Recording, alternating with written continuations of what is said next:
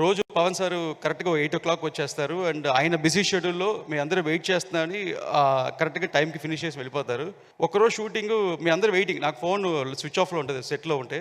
8:30 అయింది, 9 అయింది, 9:30 సార్ రాలేదు, 10 అయింది. సరే అందరూ వెయిటింగ్. నేను సార్ని వెళ్ళి కెమెరాలో చూసి సార్ షార్ట్ రెడీ అన్నాను. ఒక 2 minutesలో వచ్చేసారు. వచ్చి మేము అనుకున్నంత వర్క్ కంప్లీట్ చేసి వెళ్ళిపోయారు.